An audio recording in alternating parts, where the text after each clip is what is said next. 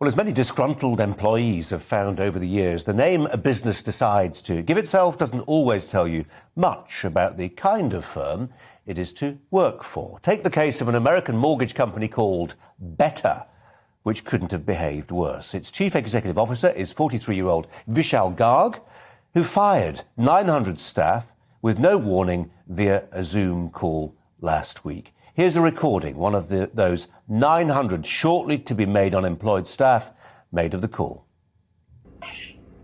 If you're on this call, you are part of the unlucky group that is being laid off. Your employment here is terminated, effective immediately.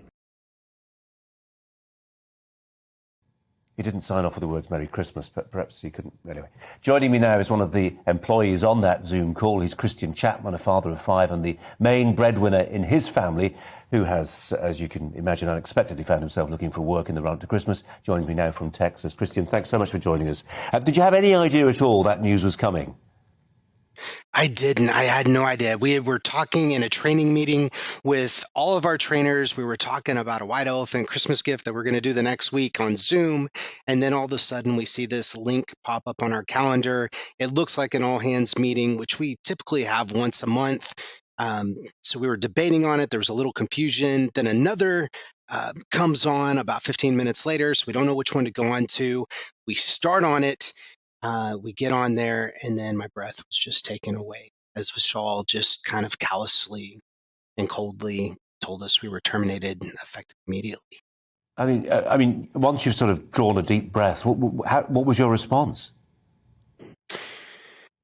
One, well, he started the interview by saying, or his thing by saying, you know, he's only done this twice. The first time he cried. The second, he hoped to be stronger. It was almost like he was eliciting empathy from us about having to fire us. And so I was really frustrated with that. And I thought, you know, they just got liquidity of $750 million, almost $1 million per employee they laid off. Did we trade empathy in our country for $1?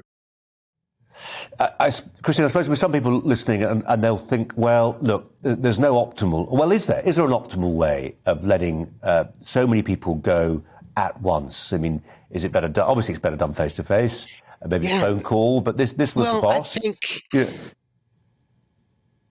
Yeah. So with Zoom, the amazing thing with Zoom is you can do breakout rooms, and so you know, in looking at this, you could have done he could have done the bulk call, and then it could have been broken out to HR in Zoom meetings across the board, and we could have had some closure. The problem with Zoom is when you do a layoff, you're stuck at your desk. So here I am looking at the desk, because after this interview, like after this, everything shuts down. My computer shuts down, my phone shuts down, my email, my Slack. I have no communication. I'm told I'm going to get an email, and I'm left completely stuck, blindsided. In a other layoff, you would say goodbye, you would remove stuff from your desk. But here I'm left staring at this blank screen saying, do I have a job? Wait, I had a job. All your IT came with the job, and when the job wasn't there, the IT left.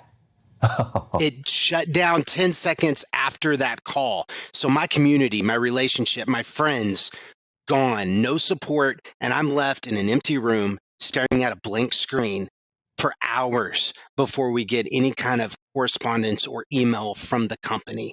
We didn't know what was going on. And you try to explain to your wife and family at Christmas, I don't know if I'm getting another paycheck. I don't know what we're going to do for Christmas. I know we were going to go on vacation. My wife wanted details, and I didn't have those to give her. It was like being kicked in the gut. Do you think there's something in the nature of how Zoom has made interpersonal relationships at work more impersonal? We physically see less of people. Do you think that's a situation where this becomes easier to do? I think it does. I think it becomes easier. You're not having to have those one-on-one calls. You're not having to talk to people. It's like a broad stroke and then just shut down. And then you're left on your lonely little island working remote by yourself in the dark, literally in the dark, right? All the IT is completely closed down. And so we were just left hanging, wondering. I mean, look, within a day, you'd posted a compelling video on YouTube. I struggle to believe you're going to be jobless for very long, Christian. I hope not. I hope not. I hope that somebody will see something that I've done and there'll be a job offer. And at the end of the day, I want a job that I can provide for my mortgage, for my family, that I can provide Christmas presents. And that's really what I'm after. Christian Chapman, we wish you all the very best, and thank you for joining us this evening here on GB News. Thanks a lot.